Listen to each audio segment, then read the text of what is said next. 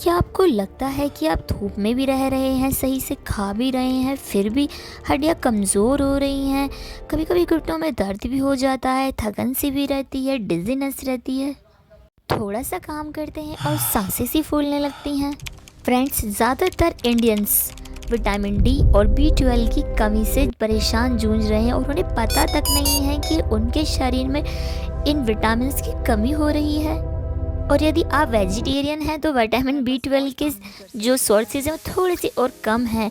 तो गाइज़, आज की ये वीडियो आप लोगों के लिए लाइफ चेंजिंग हो सकती है।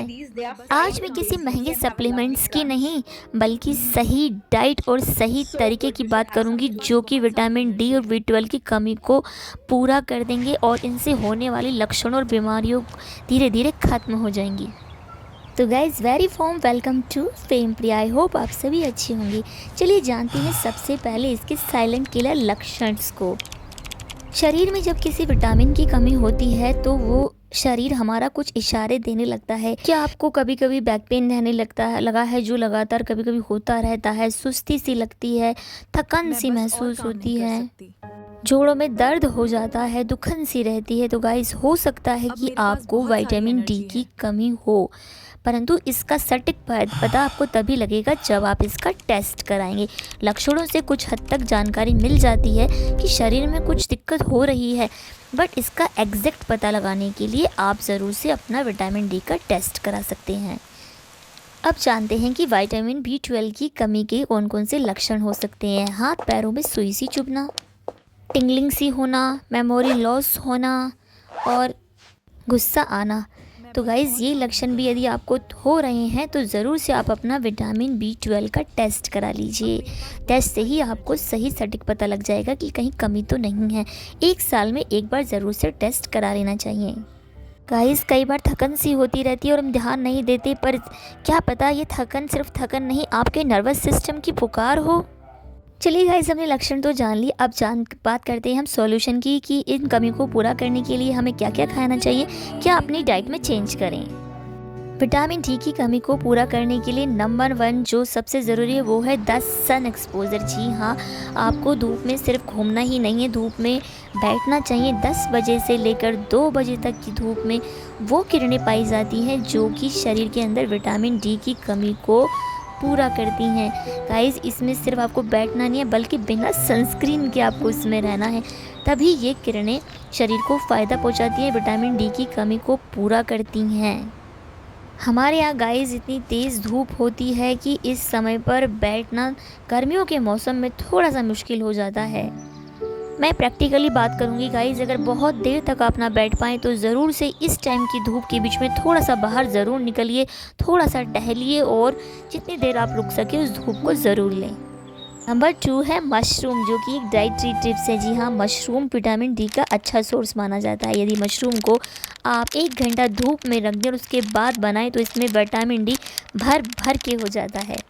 धूप में मशरूम रखने से इसका विटामिन डी का लेवल 10 गुना तक बढ़ जाता है। नंबर 3 है गाइस दही। दही भी विटामिन डी का एक अच्छा सोर्स है। आपको अपनी डाइट में डेली 1 कटोरी दही शामिल कीजिए, जिससे कि आपकी विटामिन डी की कमी पूरी होती रहेगी। फोर्टिफाइड फूड में दही के साथ साथ आपको अपनी डाइट में गाइस दूध को भी ज़रूर से शामिल करना चाहिए। दूध यदि आप लगातार पीते हैं तो भी आपके शरीर में विटामिन डी की कमी पूरी होती रहेगी, इससे कि आपकी हड्डियाँ किसमें मजबूत रहेंगी, कैल्शियम तो मिलता ही रहेगा। डेयरी प्रोडक्ट्स में पनीर भी एक बहुत अच्छा ऑप्शन है। हालांकि मशरूम और धूप के मुकाबले विटामिन डी थोड़ा कम होता है, बट इसमें भी आपको मात्रा ज़रूर मिलेगी विटामिन डी की। फोर्टिफाइड में ऑरेंज जूस में कुछ ब्रांड भी अपने संतरे के जूस में विटामिन डी को ऐड करते हैं, तो आप वो भी ले सकते हैं, बट फ्रेश जूस ज़्यादा अच्छे होते हैं। गाइस, अब बात करते हैं नॉन वेज सोर्सेज की, जिनमें विटामिन डी अच्छी मात्रा में पाया जाता है। फैटी फिशेस जैसे सैलमन, टूना, इन सब में विटामिन डी की अच्छी मात्रा पाई जाती है। अंडे के सफ़ेद हिस्से में प्रोटीन पाया जाता है और उसके पीले हिस्से में विटामिन डी पाया जाता है। रोज़ाना 1 से 2 अंडे खाना फ़ायदेमंद होता है। कोड लिवर ऑयल, जी हाँ, ये मछली के जिगर का तेल होता है जो कि कैप्सूल के रूप में मिलता है। इसके अंदर भी विटामिन डी अच्छी मात्रा में पाया जाता है। इसमें विटामिन ए भी अच्छी मात्रा में पाया जाता है। आइए अब बात करते हैं सही तरीके से खाने की, किस तरीके से खाना है। विटामिन डी एक फैट सोल्यूबल विटामिन है। इसका मतलब ये है कि इसे आप फैट के साथ खाएंगे तो ही इसे बॉडी ऑब्जॉर्व करेगी, वरना अच्छे तरीके से नहीं कर पाएगी। विटामिन डी रिच फूड को हमेशा थोड़े से फैट खाने जैसे कि मखाने, घी, नट्स, एवोकाडो के साथ खाएं ताकि शरीर इसे अच्छे तरीके से एब्जॉर्व कर सके। विटामिन डी शरीर के लिए क्यों खाएं, आखिर क्या ज़रूरत है विटामिन डी की? तो गाइस, मजबूत हड्डियां के लिए विटामिन डी बहुत ज़रूरी होता है। इससे कैल्शियम भी बॉडी में अच्छे तरीके से एब्जॉर्ब होता है। इसके साथ साथ गाइस, आपको टेस्टी चीज़ें भी मैं बता देती हूँ। इडली, डोसा, ढोकला ये सिर्फ टेस्टी ही नहीं है बल्कि B12 की फैक्ट्री है। जी हाँ, इनके अंदर भी अच्छी मात्रा में विटामिन B12 पाया जाता है। स्प्राउट्स यानी अंकुरित अनाज B12 की अच्छी मात्रा का एक रिच सोर्स है। इन्हें भी आप अपनी डाइट में ज़रूर से शामिल कीजिए। एक खास टिप्स गाइस वो ये है कि जब भी आपको खाना के बाद कुछ पीने का मन करे तो आपको चाय या कॉफ़ी बिल्कुल नहीं पीनी है। चाय के साथ, खाने के साथ भी चाय कॉफ़ी नहीं पीनी है। इससे आपकी बॉडी में B12 का एब्जॉर्प्शन अच्छे तरीके से नहीं हो पाता है। अगर आपको चाय पीनी है तो खाने के बाद 1 घंटे का गैप कम से कम रखिए। साथ ही साथ फाइबर रिच डाइट आपको लेनी है जिससे कि आपका पेट अच्छे से साफ़ हो, गट हेल्थ अच्छी होगी तो विटामिन का ऑब्जर्प्शन बॉडी में अच्छे तरीके से होता है, जिससे ऑस्टियोपोरोसिस जैसी बीमारी नहीं होती है। नंबर 2 है इम्यूनिटी बूस्टर। जी हाँ, बार बार होने वाली बीमारियों से, सर्दी, खांसी, जुकाम से भी ये बचाता है। मेंटल हेल्थ को बढ़ाता है। जी हाँ, डिप्रेशन, स्ट्रेस जैसी प्रॉब्लम्स को दूर करके विटामिन डी माइंड को हेल्दी रखता है।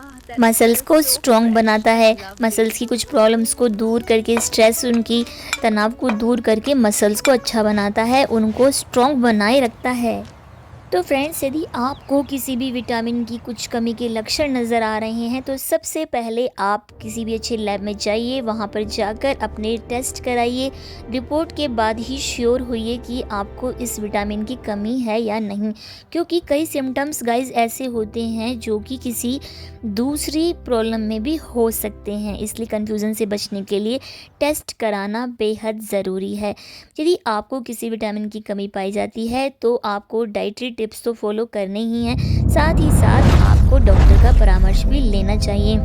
यदि विटामिन ज़्यादा कम है तो डॉक्टर आपको कोई अच्छे सप्लीमेंट लिख देंगे जिससे कि आपकी विटामिन की कमी पूरी हो जाएगी। खुद से ही कभी गाइस आप अपनी मर्ज़ी से कोई भी सप्लीमेंट, अपनी मर्ज़ी से विटामिन B12 का ना लें, क्योंकि हमें नहीं पता होता कि किसकी कितनी डोज लेनी है। इसीलिए अपने आप से लक्षणों के आधार पर कभी भी आपको कोई भी सप्लीमेंट नहीं लेना है।